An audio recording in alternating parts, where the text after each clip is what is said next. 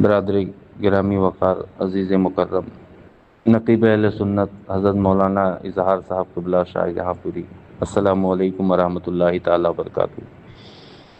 یہ letter paid آپ نے حضور سیدی سندی آقائی مولائی حضور سید سہیل میاں صاحب قبلہ دامہ ظلہ النورانی، جن کا تعلق اس خانوادے، اس خاندان اور اس شہر سے ہے جس کے لیے اعلیٰ حضرت فرماتے ہیں اللہ اللہ عز و شان احترام بالگرام، عبد واحد کے سبب ہے نام جنت بالگرام۔ آپ کی طرف سے ہے خطیب اہل سنت عالم حق بیان حضرت علامہ مفتی شہریار صاحب قبلہ پورنیہ بہار سے متعلق، جو انہوں نے واقع کربلا سے متعلق بیان دیا۔ حضرت کے لیٹر پیڈ کو دیکھتے ہوئے غالباً انہوں نے یہ فرمایا کہ حضور سید صاحب قبلہ کا اگر حکم ہے تو میں توبہ کر لیتا ہوں، اور توبہ کرنے میں ہی عافیت ہے۔ بہت اچھا قدم ہے، لیکن میں یہ عرض کرنا چاہتا ہوں ایک طفل مکتب کی حیثیت سے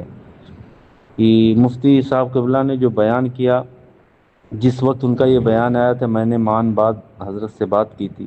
کہ آپ نے یہ کیسے بیان دے دیا، تو حضرت نے جو وضاحت پیش کی تھی وہ تقریر سے بھی ظاہر ہے کہ لوگ آج کیسے کیسے واقعات بیان کر دیتے ہیں جس کی نہ کوئی سند ہوتی ہے، اور بہت سے ایسے واقعات جن کا جو ہے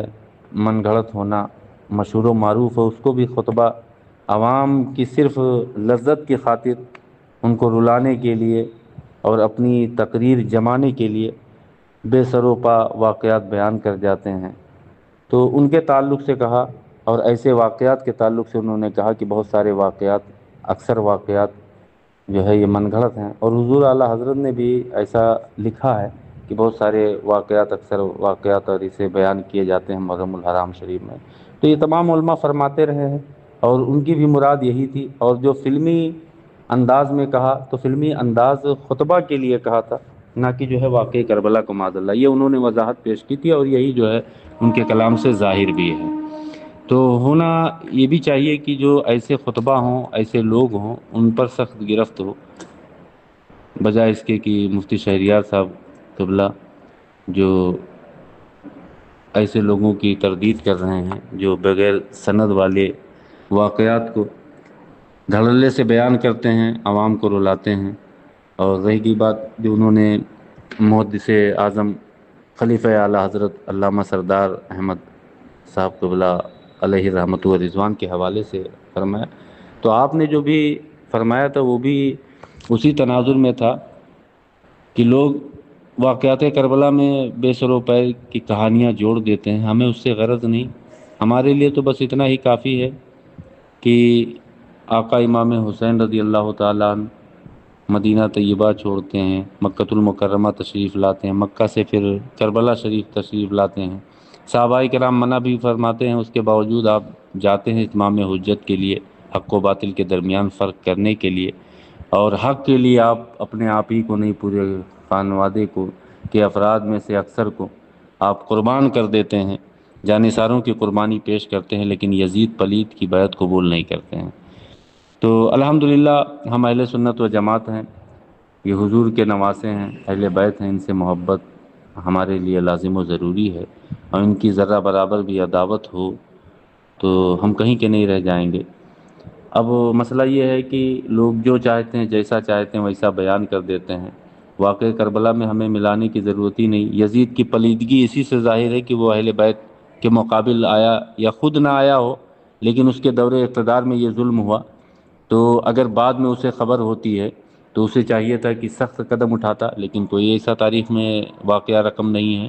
تو بہرحال ہم اس کے تعلق سے وہی کہیں گے جو ہمارے بزرگوں نے کہا۔ اعلیٰ حضرت عظیم البرکت کے بھائی استاد زمن علامہ حسن رضا خان علیہ رحمۃ و رضوان فرماتے ہیں، باغ جنت کے ہیں بہرے مدح خان اہل بیت، تم کو مژدہ نار کا اے دشمنان اہل بیت، کس شقی کی ہے حکومت ہائے کیا اندھیر ہے، دن دہاڑے لٹ رہا ہے کاروان اہل بیت، اہل بیت پاک سے بے باکیاں گستاخیاں، لعنت اللہ علیکم دشمنان اہل بیت، بے ادب گستاخ فرقے کو سنا دے اے حسن، یوں کہا کرتے ہیں سنی داستان اہل بیت۔ تو ان سب کا لباب یہی ہے کہ واقعات کربلا شریف میں لوگ اپنی طرف سے اور فضول باتیں جوڑ کے سمجھتے ہیں کہ وہ آقا امام حسین کی مظلومیت بیان کر رہے ہیں، یزید کا ظلم بیان کر رہے ہیں، تو یزید کے ظالم ہونے کے لیے اتنا ہی کافی ہے کہ وہ اہل بیت کے مقابل اس نے فوج اتار دی، اور ایسوں پر اور جو اہل بیت کے مقابل آئیں اللہ تعالیٰ ان سب کو ہلاک فرمائے، اور ہلاک ہو بھی چکے ہیں، اور صبح قیامت تک جو بھی مقابل آئے اللہ تعالیٰ ان سب کو ذلیل و خوار فرمائے۔ تو الحمدللہ ہم اہل بیت اطہار سے بھی سچی عقیدت و محبت رکھتے ہیں، اور صحابہ سے بھی محبت رکھتے ہیں، نہ صحابہ کے خلاف جا سکتے ہیں نہ اہل بیت اطہار کے خلاف جا سکتے ہیں، لیکن جو تقریر ہم نے سنی مفتی شہریار صاحب قبلہ کی، اس سے ہم کو یہی سمجھ میں آیا کہ انہوں نے جھوٹی اور من گھڑت باتوں کو بیان کرنے والوں کی تردید کی ہے، فلمی انداز اختیار کرنے والوں کی تردید کی۔ ابھی حال میں آپ نے سنا ہوگا ایک صاحب ڈائلاگ کے طور پر وما علینا کر کے بولتے ہیں، بتائیے یہ سب کیا ہے؟ اسٹیجوں پر اس طریقے سے بولنے والے، فلمی انداز اور طریقہ اپنانے والوں کے خلاف ہمیں سخت ایکشن لینا چاہیے، اور بے اصل اور جھوٹی باتیں بیان کرنے والوں کے خلاف ہمیں سخت ایکشن لینا چاہیے۔ اللہ تعالی ہم سب کو حق پر قائم و دائم فرمائے، اور ان سادات کرام کے لیے ہم اعلیٰ حضرت کی زبانی یہی دعا کرتے ہیں، دو جہاں میں خادم آل رسول اللہ کر حضرت آل رسول مقتدیٰ کے واسطے مولا تعالی ہمارے ان آقاؤں کو بڑوں کو سلامت رکھے، اور اہل سنت کے مابین اتحاد و اتحاد قائم فرمائے۔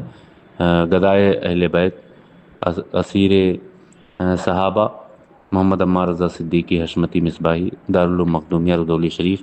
میرا مقصد آپ کے پاس یہ بھیجنے کا کہ اس جانب آپ بھی غور کریں، اور اپنی وساطت سے ہو سکے تو یہ پیغام میرا آقاؤں تک بھی پہنچائیں، اور اگر کوئی غلطی ہوئی ہو اور زبان درازی ہوئی ہو تو اس کے لیے پیشگی میں معافی کا طلبگار ہوں، کیونکہ انہی کے قدموں میں ہمارے لیے دارین کی برکت عافیت ہے۔ اللہ تعالیٰ ان آقاؤں کو سلامت رکھے، یہ ہمارے مخدوم ہیں۔ السلام علیکم ورحمۃ اللہ تعالیٰ۔